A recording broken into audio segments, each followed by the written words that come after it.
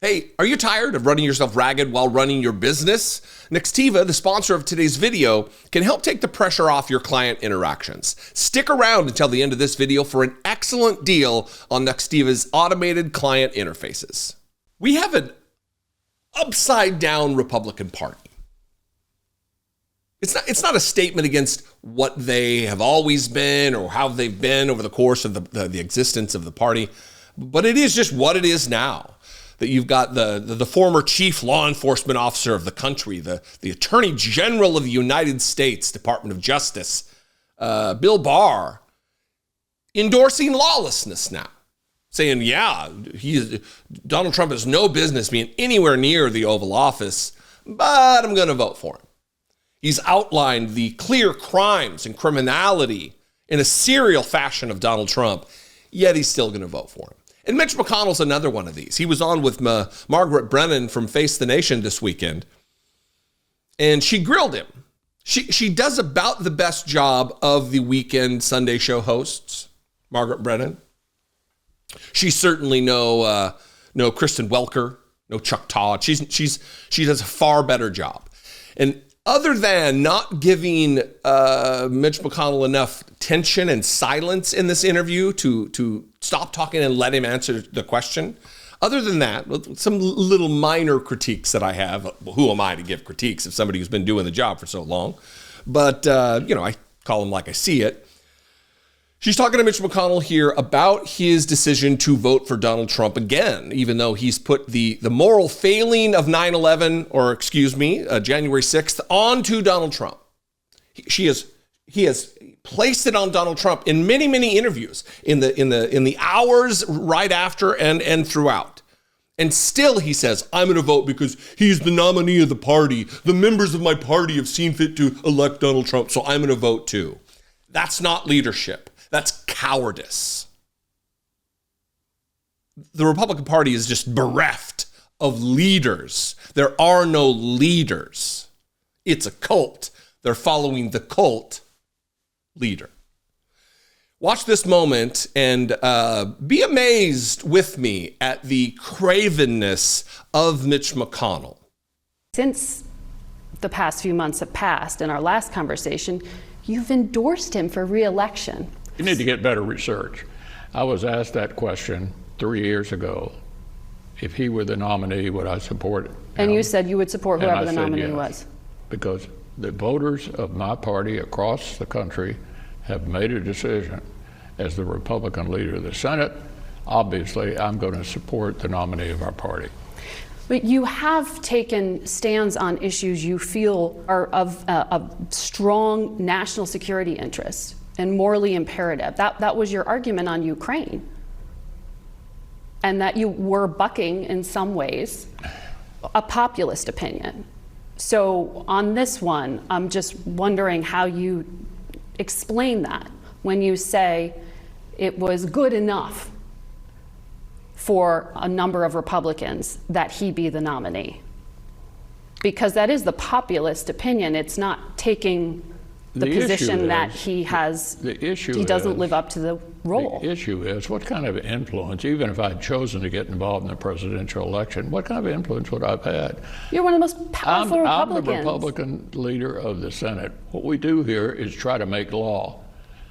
I like us to be in the majority. Your worldview seems more aligned with Joe Biden when it comes to American leadership in these global conflicts than with Donald Trump, I certainly who has spoken against Volodymyr Zelensky, who has not endorsed the package that you just worked so hard to get over the finish line. Look, I wouldn't have withdrawn from Afghanistan.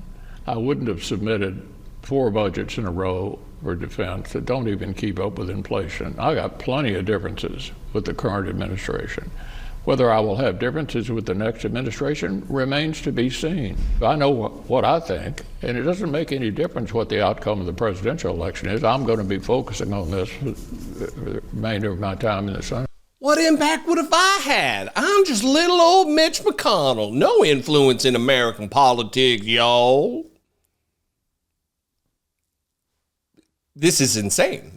This is lies and obfuscation. This is distraction. And I really not being held to account enough.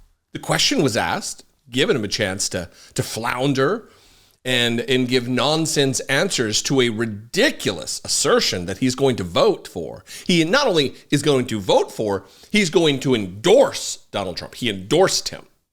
So what impact would have I had? Then, well, if you have so little impact or influence on politics in America, Mitch, why endorse?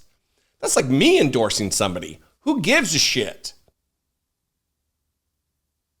You're the minority leader of the United States Senate. And your job is not just to make laws.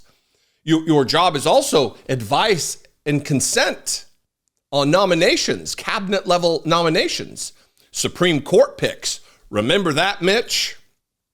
Remember the situation that you placed us in with tens of millions of women in this country having their reproductive rights taken away? Their right to choose whether or not they seek abortion as health care is gone for millions and millions of women across the country. And now your party, that you have no influence in, is looking to do that on a federal level, on a national level, not just the states, which you claimed for years and years and years was the ideal. The same guy that you think is morally culpable for January 6th, you just endorsed for president of the United States. Disgusting retrobate. Unbelievable that this is where we are. That this is one of your mainstream Republicans. This is middle of the road Republicanism. Traditional Republicanism is Mitch McConnell. That is what he represents. Establishment Republican. And this is how radical he is. So when I talk about every Republican is a radical Republican, every Republican is a MAGA Republican, this is why. I don't delineate.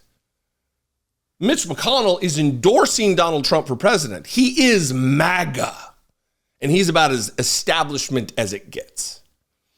Anyway, I'd love to know what you think about this. We can talk about it in the comments. You can call, leave me a voicemail, 714-576-4054. Of course, you can email me as always, daily@dollemore.com. Follow me on social media if that's your thing. I'm at Dollemore everywhere. I'd love to see you there. And stick around for a word from today's sponsor. Give me a moment to tell you about the sponsor of today's video, Nextiva. Running a small business is both challenging and time-consuming. Right here at the Dollemore Daily, this thing requires a ton of work and resources just to keep going on a daily basis. And it's just me blabbering into a microphone and a camera, and then after that trying to play with a bunch of software. For those of you who own a real business that's reliant on client communications, I can only imagine those client interactions alone eat up most of your day. And that's not a good day, I bet. There has to be a better way, and the folks at Nextiva have found it. Nextiva is an AI-run platform that allows you simple, personalized customer interactions for all the facets of your business. Nextiva allows you to create new phone numbers with unlimited calling and texting and the use of an auto attendant that you can operate directly from your phone or laptop.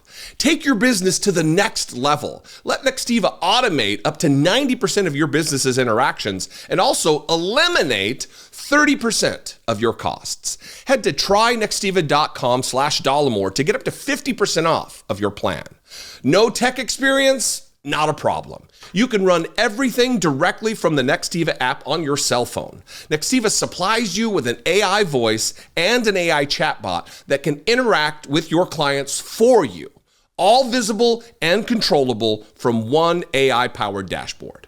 Want your business to be next in line for Fortune 500 success? Sign up with Nextiva now to automate up to 90% of your business's interactions and also eliminate, again, 30% of your costs.